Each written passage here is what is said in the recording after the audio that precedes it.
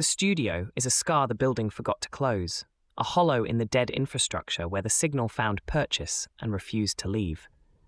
Patched cables run ceiling to board like stitches holding something broken together. The vinyl under the needle is hand-labeled in ballpoint, 3 owners back, and it smells like the decade it was pressed. Ozone drifts from the transformer. Coffee sits cold in a mug stamped with someone else's logo. Outside the walls, a revolution in leather and brass. In the skull of the broadcast, the future, which is listening and taking notes. Black Star Pirate Radio. Across London, the dial sits at 90 Fahrenheit under sunny. Wind check, east-southeast at 8 miles an hour. First, in Australia, Labour's budget wins come with a potential NDIS reckoning. Concrete facts. The Albanese government secured a crucial petroleum resource rent tax (PRRT) reform deal with the Greens, projected to bring in $6 billion over 4 years. The trade-off, however, involves a $15.3 billion in National Disability Insurance Scheme (NDIS) savings over the same period, through tighter eligibility and caps on individual plans. This structurally exposes over 610,000 NDIS participants and their families to direct cuts, eroding their foundational support. A viable alternative path would be to increase general corporate taxation by just 0.5% to fund the NDIS without touching essential services, upholding the principle that corporate responsibility can underpin social welfare. Instead, the chosen move prioritizes fiscal optics via cuts to a vulnerable architecture of care. Switching frequencies. Next signal. UK prioritised ties with UAE over averting mass. The immediate next move for NDIS advocates must be a unified, sustained lobbying effort targeting crossbench senators and individual Labour MPs, demanding amendments to protect current participant plans and ring-fence NDIS funding from future political bargaining. Organize local town halls to highlight personal stories and directly challenge the government's narrative of savings versus cuts, articulating the true cost in human dignity. This NDIS decision feels like a familiar cultural pattern, the collective good sacrificed on the altar of a political win. It's a classic shell game, where a victory over gas corporations is funded by chipping away at the foundation of dignity for those who rely on the NDIS. Who carries this next? The disability community and their advocates, who now face an increased burden of proof and administrative hurdles, fighting to retain what was promised as a structural right. This move actively undermines the concept of structural self-worth for NDIS participants, making their support contingent rather than inherent.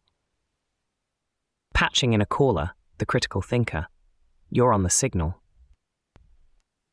So, Labour gets to look tough on big business, and people with disabilities pay the bill. What's the real cost here beyond the dollar figures? Does this actually build a more resilient system, or just offload a budget problem onto individuals? A sharp question, caller. The structural integrity of a social safety net built on consent and provenance is precisely what's at stake. This isn't just about dollars. It's about the very architecture of care. From Australia, we shift focus to a different kind of architectural signal, the reach of corporate power and its legal shields. Next, the US Supreme Court has drawn a line, effectively ending a human rights lawsuit against Cisco. The facts are stark.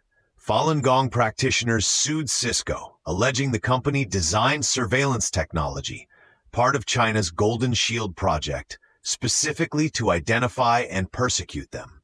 Internal Cisco documents, including a Fighting Falun Gong presentation, were cited as evidence.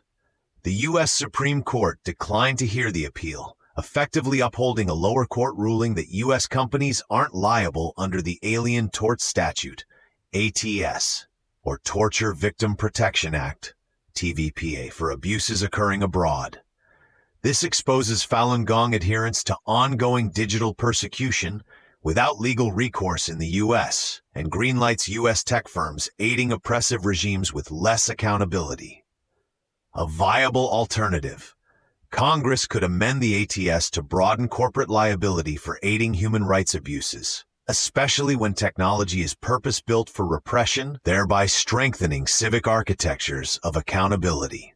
The chosen path by the court reinforces a legal silo, separating corporate profit from human cost. The immediate next move involves pressing for vigorous congressional action to clarify and expand corporate liability under statutes like the ATS, specifically addressing purpose-built surveillance technology designed for repression. Simultaneously, human rights organizations must explore international legal forums and coordinate with ethical tech movements to establish clear industry standards that prohibit aiding state repression, even in the absence of direct U.S. legal recourse. This requires a global, multi-vector approach. This decision echoes an ancient myth: the architect who designs the trap yet claims no responsibility for the capture. It's a digital echo of the Iron Curtain, but built with American silicon and code. The refusal to hear the case hollows out the concept of corporate provenance, the origin story of how technology is used, and the dignity of those it targets. Who carries this? Not just the persecuted in China, but anyone globally vulnerable to surveillance enabled by Western tech, now understanding legal channels are often closed to them. It's a toxic residue, an architectural signal of systemic abdication. Patching in a caller. Go ahead. So, American companies can profit from persecution overseas. And our highest court says, not our problem. Where's the accountability in that? Does this just embolden other tech giants to do the same, knowing they're legally insulated? Same dossier, new angle. Keep the thread tight.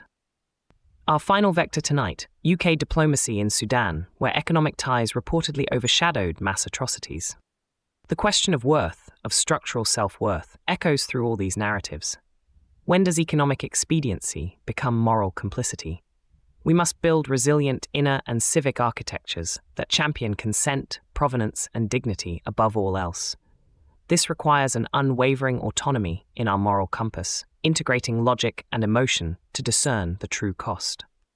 The hum from the tube amps deepens, a low, steady thrum against the rising night. The air smells of possibility and ozone. This signal keeps pushing. Black Star Pirate Radio. Continue the signal at TogeeVision.com. Tune in, Sparks and Stories, Gig Passport.